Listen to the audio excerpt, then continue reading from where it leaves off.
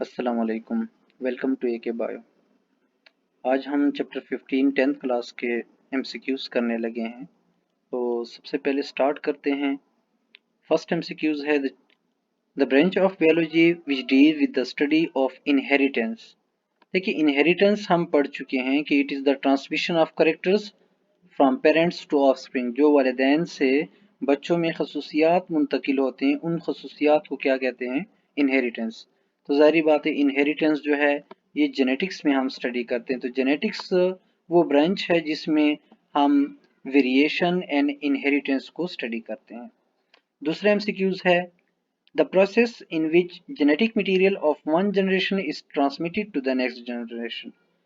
तो जिसमें एक जनरेशन से खसूसियात दूसरे जनरेशन में मुंतकिल होते हैं, ट्रांसफ़र होते हैं, तो इसको क्या कहते हैं? इनहेरिटेंस। क्योंकि अभी हम पढ़ चुके हैं कि इनहेरिटेंस क्या होता है?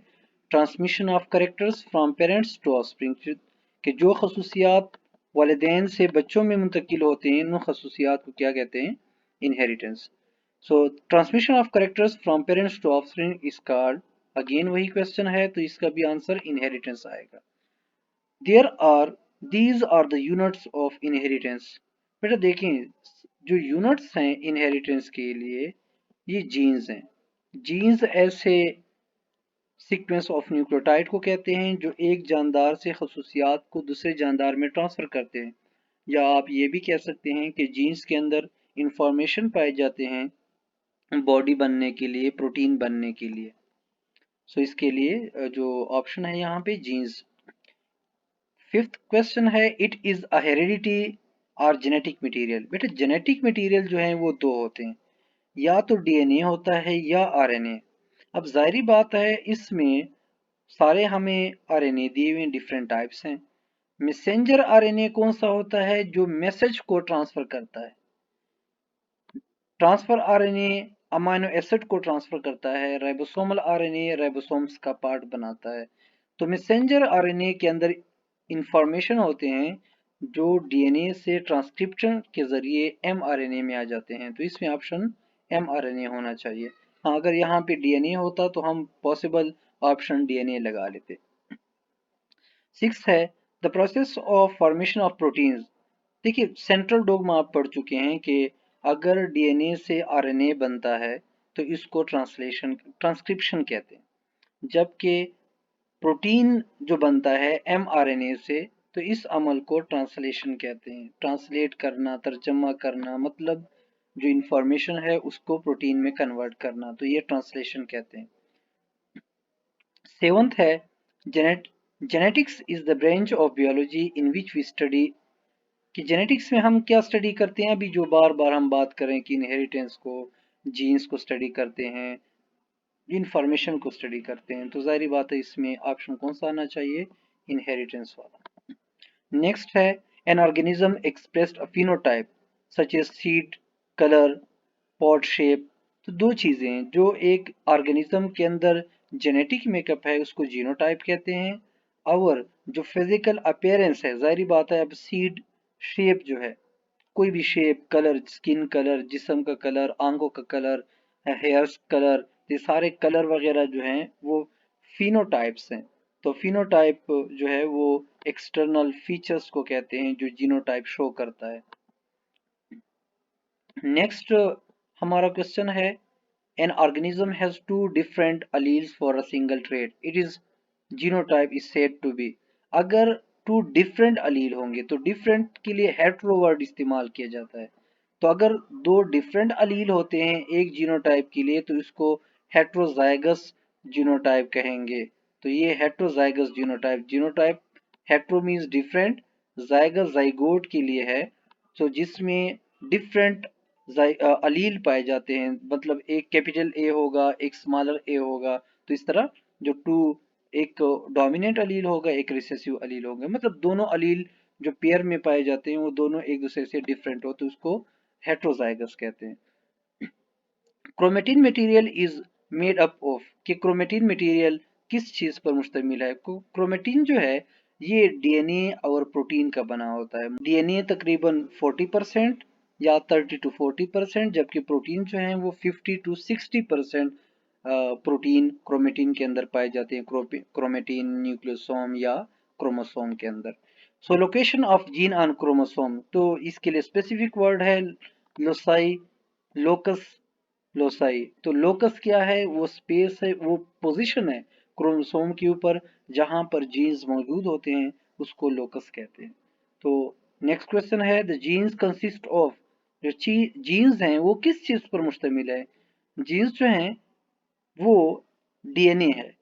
तो सिंपली डीएनए का वो पार्ट जो प्रोटीन के लिए इंफॉर्मेशन रखता है, प्रोटीन सिंथेसिस के लिए, उसको जीन्स कहते हैं। इनहेरिटेड कैरेक्टर्स आर कॉल्ड, जो खसूसियात इनहेरिट करते हैं, उन इनहेरिटेड कैरेक्टरिस्टिक्स को ट्रेड्स कहते हैं। मतलब जो वालिदैन से बच्चों में खसूसियात आते हैं तो हम कहते हैं ये ट्रेड्स हैं। आई कलर जो है वो एक ट्रेट है। आप लोगों ने मेंडल्स के लॉ में देखे हैं कि जो seed colour, seed shape, seed pot shape, ये क्या है, ट्रेड्स हैं। तो इस वजह से जो इनहेरिटेड खसूसियात हैं उसके लिए वर्ड क्या इस्तेमाल किया जाता है, trade. In human body the number of pair of homologous chromosome, इंसान के अंदर 23 पेयर ऑफ होमोलोगस क्रोमोसोम है। याद रखें, अगर डायरेक्टली पूछे कि टोटल क्रोमोसोम कितने हैं तो फिर वो 46 है। अगर पेयर की फॉर्म में पूछे तो क्या पेयर की फॉर्म में 23 है, तो टोटल 46 बन जाएंगे।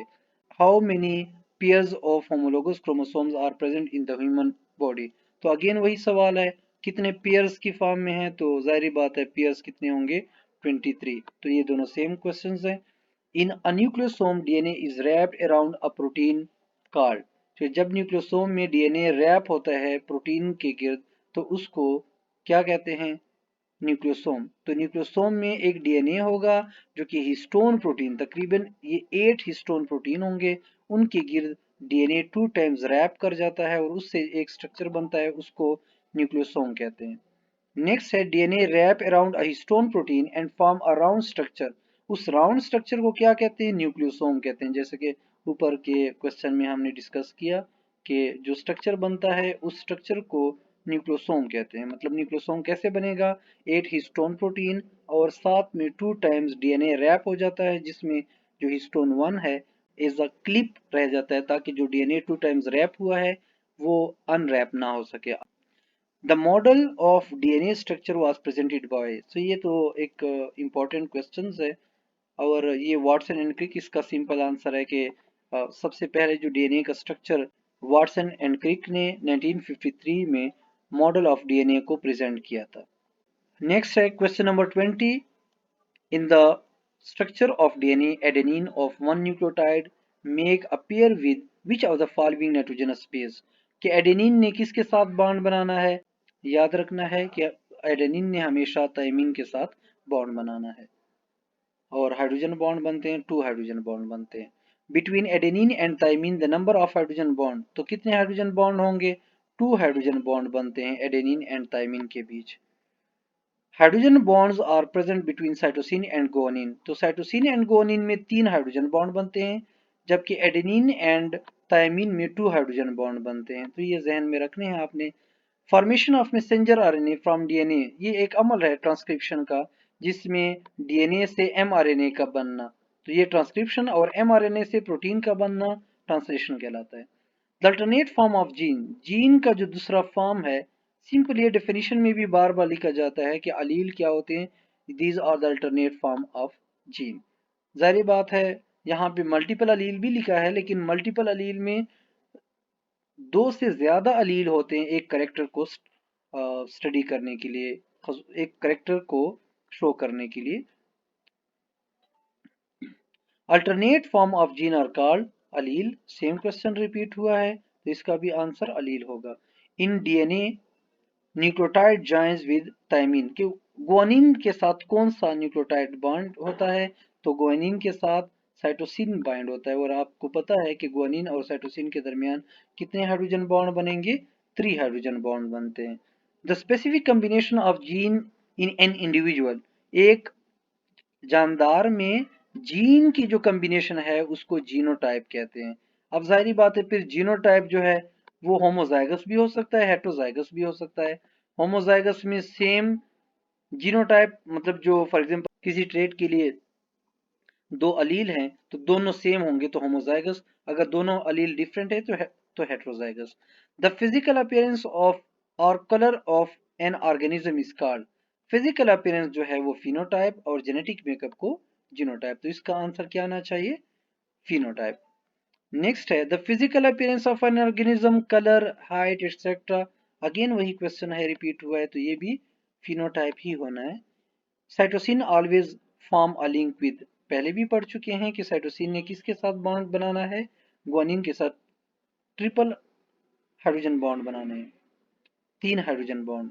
The location of gene and chromosome, जैसे हम पहले भी पढ़ चुके हैं कि लोसाई या लोकस वो पोजीशन है क्रोमोसोम के ऊपर जहां पर जीन्स मौजूद होते हैं। The part of DNA which have instruction to prepare a specific protein, specific protein बनाने के लिए इंफॉर्मेशन किस में पाए जाते हैं? जीन में। तो जीन वो सीक्वेंस है न्यूक्लियोटाइड का जो प्रोटीन सिंथेसिस के लिए इंफॉर्मेशन रखता है, तो इसको क्या कहेंगे? Gene. The changing in DNA, DNA के अंदर कोई भी चेंज आता है किसी भी रेस की वजह से या केमिकल की वजह से, तो उसको म्यूटेशन कहते हैं। Any change in the structure of DNA is called mutation. An organism express physical trait such as seed shape और पॉड कलर, अगेन वही क्वेश्चन है, रिपीट हुआ है कि अगर एक्सटर्नल स्ट्रक्चर है physical, seed shape and pod colour, तो ये जाहिर बात है ये फिनोटाइप ही होगा। अगर जेनेटिक मेकअप होगा तो वो जीनोटाइप। एल्बाइनिज्म एक कंडीशन है जिसमें इंसान की जो पूरी कंप्लीट शेप है वो पूरा का पूरा बिल्कुल वाइट हो जाता है, तो ये असल में रिसेसिव खसूसियात हैं, रिसेसिव कंडीशन की वजह से होता है, जिसमें जो पिगमेंटेशन के लिए जितने भी अलील है वो सब के सब रिसेसिव फॉर्म में मौजूद हो, तो उसको अल्बाइनिज्म कहते हैं। Dominant alleles are present by, dominant allele जो है वो कैपिटल लेटर से हम शो करते हैं, जितने भी डोमिनेंट होंगे वो कैपिटल लेटर से, एंड जो रिसेसिव अलील हैं वो स्मॉलर लेटर से हमने शो करना है। How may genetically different kinds of gametes an individual have with genotype AABB, बेटा सिंपल देखें आप, इस बी स्मॉलर बी के साथ या ये ए इस बी के साथ, तो मैं जितने भी कम्बिनेशन देखें तो सब के सब में जो मेन कम्बिनेशन आएंगे उसमें सिर्फ एक ही capital A and smaller B, ये सिर्फ एक गेमीट कोई भी और नहीं बन सकता, सिर्फ A and B, capital A small B, ये एक गेमीट बनेगा, तो ये वन काइंड होगा, वन गेमीट बन सकता है इसमें। Okay, scientist who developed law of segregation, देखिए लॉ ऑफ सेग्रीगेशन, सेग्रीगेट, आपने मेंडल लॉज पढ़े हैं, दो किस्म के लॉज हैं, एक law of segregation and law of independent assortment. तो ग्रेगर मेंडल इसका आंसर होगा कि इसने दोनों लॉज को प्रेजेंट किया था। On which vegetable Mendel carried out a large number of experiment, किस वेजिटेबल पे मेंडल ने तजर्बे किए थे? तो पी प्लांट है, पिसम सेटिवम जिसका साइंटिफिक नेम है। How much pea plants Mendel used in his experiment? 10th class की बुक में लिखा हुआ है कि 28,000 प्लांट्स इस्तेमाल किए थे। The term true breeding means, true breed का मतलब है कि जो भी ऑर्गेनिजम्स हैं विद होमोजाइगस जीनोटाइप हो, अगर दोनों जो अलील हैं वो सेम टू सेम हो, या तो दोनों डोमिनेंट हो या दोनों रिसेसिव हो, तो हम उसको ट्रू ब्रीड कहेंगे। Which organism has short but fast life cycle bye Mendel, तो मेंडल में जाहिर बात है पी प्लांट इस्तेमाल किया था, पीसम सेटिवम, और इसका लाइफ साइकिल जो है काफ़ी शॉर्ट है, और शॉर्ट लाइफ साइकिल इसलिए साइंटिस्ट यूज करते हैं ताकि मेनी जनरेशन स्टडी किए जा सकें। Across in which one trait is study at a time, कि जिसमें एक खसूसियत को स्टडी किया जा सकता है, उसको क्या कहते हैं? Monohybrid cross. If two plants have genotype R and R cross with each other, what will be the percentage of newly produced plants which have phenotype R and R? अब आप लोग सिंपल इसके लिए क्या करें कि इस कैपिटल R और स्मॉल r को यहाँ पे इस स्मॉल और स्मॉल r मतलब रिसेसिव कंडीशन के साथ आप कंबाइन करें, तो इससे आपके पास खुद आ जाएंगे। मैं यहाँ पे आपको करके दिखाता हूँ कि कैसे हम ये कंडीशन कैसे अप्लाई कर सकते हैं। अगर ये कैपिटल आर स्मॉलर आर के साथ मिले तो आर आर बन जाएगा, इसी तरह अगर दूसरा कैपिटल आर ये दूसरे स्मॉलर आर के साथ मिले तब भी आर आर बन जाएगा। ये स्मॉल आर इस स्मॉल आर के साथ बने तो आर आर बन जाएगा, एंड दूसरा जो है वो भी सेम टू सेम, ये आर अगर इस आर के साथ मिले आर आर, तो जाहिर बात है इसमें क्या बना कि हाफ जो है डोमिनेंट आ रहे हैं एंड हाफ क्या आ रहे हैं, रिसेसिव आ रहे हैं। तो इसका मतलब 50-50%। अगर 100 होंगे तो जाहिर बात है 100 में 50 राउंड होंगे एंड 50 क्या होंगे, रिंकल होंगे। तो यहाँ पे जो भी आर आर शो कर रहा है तो इसमें 50-50% है, तो इसका आंसर क्या आना चाहिए, 50%।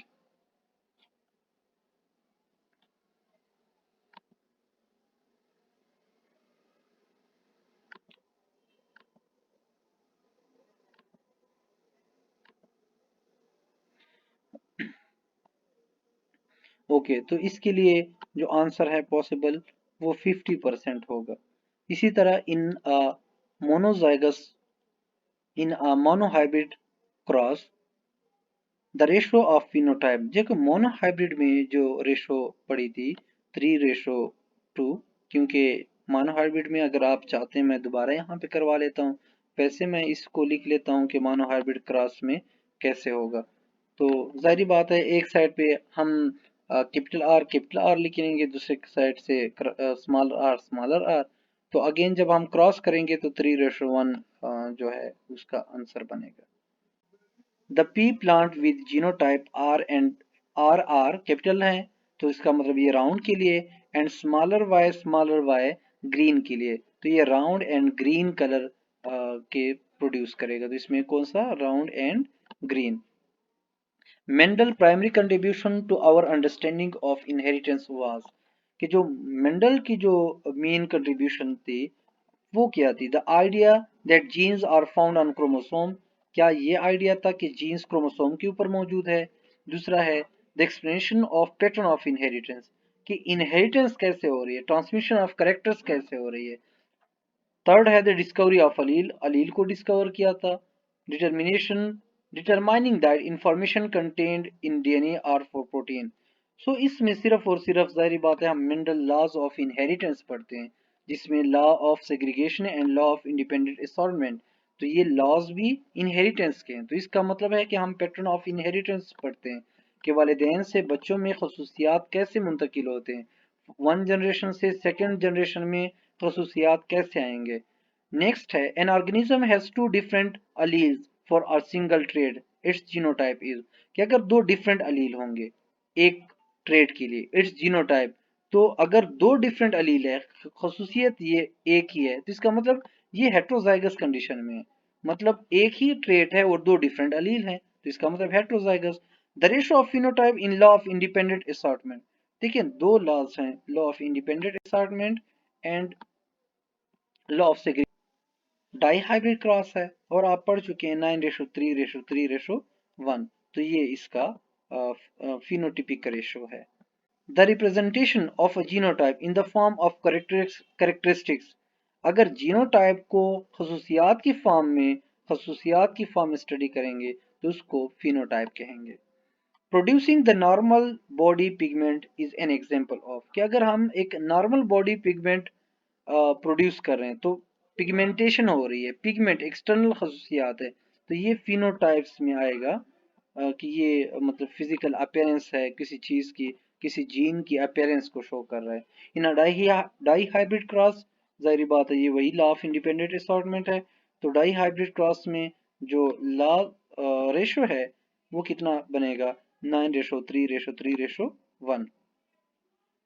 नेक्स्ट है दलील which is not express in F1 generation, देखिए जो अलील एक्सप्रेस नहीं होता F1 में, जाहिर बात है सारे के सारे डोमिनेट होते हैं, साथ में एक रिसेसिव अलील होता है, तो डोमिनेट तो शो होता है लेकिन रिसेसिव डोमिनेट की मौजूदगी में शो नहीं होता। हेट्रोजाइगस कंडीशन में जो डोमिनेट है वो सिर्फ अपने खसूसियात शो करता है, रिसेसिव अपने खसूसियात शो नहीं करता। 54 है what plant did Mendel select for his experiment, so simple बात है पी प्लांट, जिसको पिसम सेटिवम भी कहते हैं, तो ये प्लांट क्योंकि इसका लाइफ साइकिल शॉर्ट था, सेल्फ फर्टिलाइजेशन क्रॉस फर्टिलाइजेशन हो रही थी एंड डिस्टिंक्ट खसूसियात भी थे, इस वजह से पी प्लांट उसने सेलेक्ट किया था। 3 allele capital A capital B and smaller I, ये 3 अलील हैं ब्लड ग्रुप के लिए।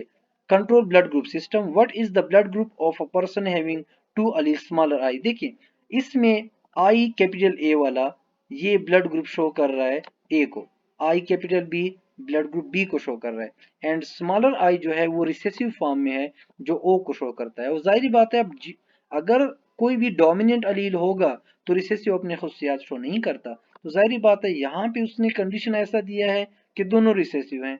अब डोमिनेंट मौजूद नहीं तो इस वजह से यहाँ पे रिसेसिव अपने खसूसियात शो करेगा और ये ब्लड ग्रुप ओ बन जाएगा। क्योंकि अगर यहाँ पे आई ए का कोई एक भी होता या आई बी एक होता तो जाहिर बात है वो हम आई ए तो ब्लड ग्रुप ए या बी कहते, लेकिन अब चूंकि दोनों रिसेसिव फॉर्म में है तो दोनों रिसेसिव फॉर्म में ब्लड ग्रुप ओ होगा। Okay, the human blood group A B is an example of, blood group A B codominance है। क्यों? क्योंकि इसमें जो अलील आई ए और अलील आई बी, ये जिस तरह के दो अलील हैं आई ए एंड आई बी, अगर दोनों अलील इकट्ठे हो, दोनों अपने खसूसियात को शो करें तो इस तरह की डोमिनेंस को क्या कहते हैं? Codominance. The example of codominance, simple बात वही एग्जाम्पल है, ब्लड ग्रुप ए बी जो है वो कोडोमिनेंस की एग्जाम्पल है। The genotype of person with a blood group B, देखिए बी ग्रुप के लिए या तो ये कि दोनों कैपिटल फॉर्म में हो जैसा कि यहाँ पे है कि आई बी एंड आई बी, एक तो ये कंडीशन है, दूसरा ये कि अगर एक कैपिटल बी हो और दूसरा कैपिटल बी के साथ स्मॉलर आई हो, तो ये दोनों कंडीशन जो है कौन से होंगे? ये ब्लड ग्रुप बी को शो करते होंगे। So the genotype of blood group O is called, blood group O का जीनोटाइप आई एंड आई पहले डिस्कस कर चुके हैं, जो रिसेसिव फॉर्म में हो तो ब्लड ग्रुप ओ होगा। The phenotype ratio in incomplete dominance, देखो इनकम्प्लीट डोमिनेंस में, कंप्लीट डोमिनेंस में क्या होता है कि एक कंप्लीटली डोमिनेंट होता है, जिस तरह के ऊपर हमने बात की थी, तो हमने बात की कि 3:1 के साथ अगर रेशो आ जाए, तो अब इनकम्प्लीट में क्या हुआ था कि एक जैसा कि ओ क्लॉक प्लांट की एग्जांपल थी, तो उसमें एक जो है वो रेड बना था, एक वाइट और दो जो है पिंक थे, तो इसलिए 1:2:1, तो ये एग्जाम्पल है उसका। सो नेक्स्ट क्वेश्चन है, which relationship is found in allele of blood group IA and IB। देखिए IA और IB में अगेन वही है कोडोमिनेंस, दोनों अलील अपने खसूसियात शो करते हैं, ऐसे खसूसियात ऐसा कंडीशन जिसमें दोनों अलील शो करे तो उसको क्या कहेंगे? Codominance. Genotype of I, double आई जो है रिसेसिव कंडीशन है तो जाहिर बात है ब्लड ग्रुप ओ होगा, पहले डिस्कस कर चुके हैं। एग्जांपल ऑफ डिसकंटिन्यूअस ट्रेड, देखिए कंटिन्यूअस का मतलब है कि जिसमें कंटिन्यूअसली एक रेंज आता है, काफी बड़ा रेंज आता है, लेकिन जिस तरह कि अगर फॉर एग्जांपल हम हाइट की बात करें, किसी का 5 इंच है, 5.5 भी होगा, 5.6 भी होगा, 5.7, 5.8, मतलब एक रेंज मिल सकता है। वेट भी इस तरह, किसी का 60 kg, 61, 62, 63, तो कोई भी आ सकता है। इंटेलिजेंस भी ऐसे ही है, IQ अगर चेक करें तो हो सकता है। ब्लड ग्रुप अगर देखें तो ये तीन ही मेजरली, या तो ब्लड ग्रुप ए, चार ग्रुप ब्लड ग्रुप हैं, blood group A, blood group B, blood group A B and blood group ओ।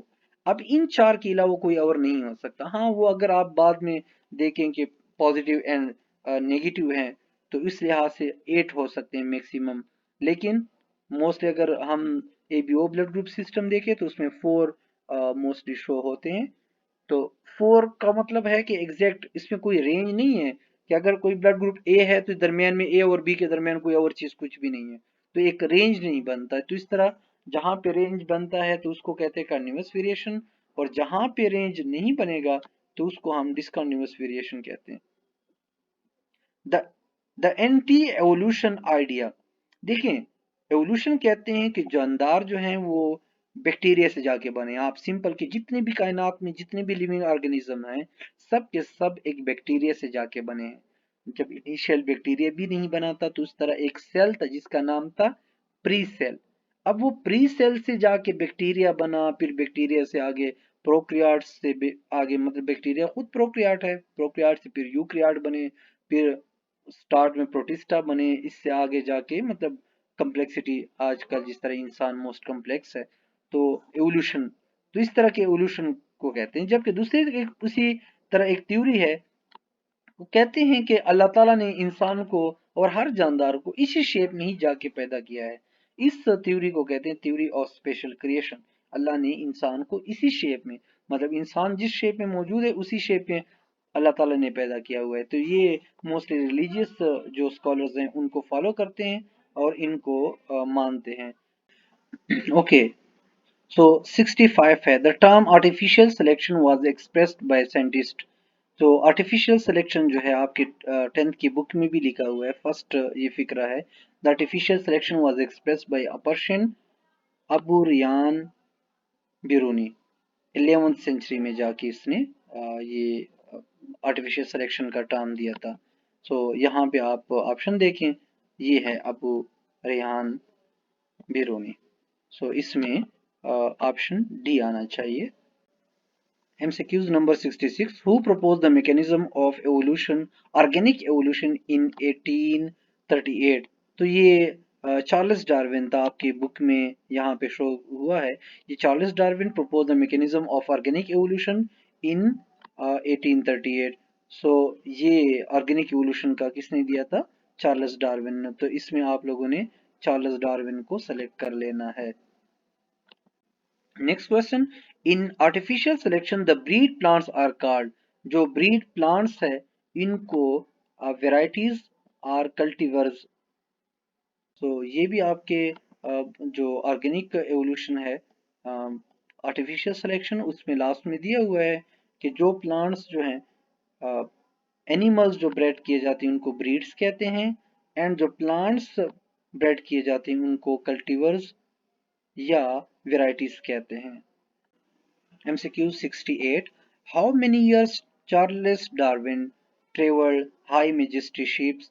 तो वो कितने 5 years उसने ट्रेवलिंग की थी। आपके बुक में लिखा हुआ है कि Darwin proposed his theory after 5-year voyage on the HMS High Majesty ship Beagle। तो उसने कितने साल गुजारे थे? 5 ईयर गुजारे थे। तो यहाँ पे ऑप्शन कौन सा करेक्ट है? 5। Charles Darwin propose the method of organic evolution. जैसे हम पहले भी बात कर चुके हैं कि ऑर्गेनिक एवोल्यूशन जो है 1838 में जाके इसने प्रेजेंट की थी, तो इसका ऑप्शन करेक्ट कौन सा होगा? 1838। The Darwin propose the theory of, देखिए चार्ल्स डार्विन ने जो फर्स्ट थ्योरी है वो प्रपोज की थी on the origin of species bye mean of natural selection. कब की थी? इन 1859 में। सो ये नेचुरल सिलेक्शन की जो फर्स्ट थ्योरी थी उसकी नेचुरल सिलेक्शन। तो यहाँ पे नेचुरल सिलेक्शन कौन से ऑप्शन पे है? Option B. तो यहाँ पे ऑप्शन बी जो है ये करेक्ट है। The book natural selection written by Darwin was, जैसे हमने इस बुक में पढ़ा कि he also publish a book on the origin of species by mean of natural selection in 1859। तो इसने कब किया था? 1859। तो इसमें हम 1859 जो है उसको सेलेक्ट कर लेंगे। 1859 जो है वो ऑप्शन ए का हिस्सा है। इसी तरह the theory of natural selection was presented bye, तो जाहिर बात है ये डार्विन ही बार बार थ्योरी प्रेजेंट कर रहे हैं, तो इसका ऑप्शन क्या आना चाहिए? सी। लास्ट MCQs है,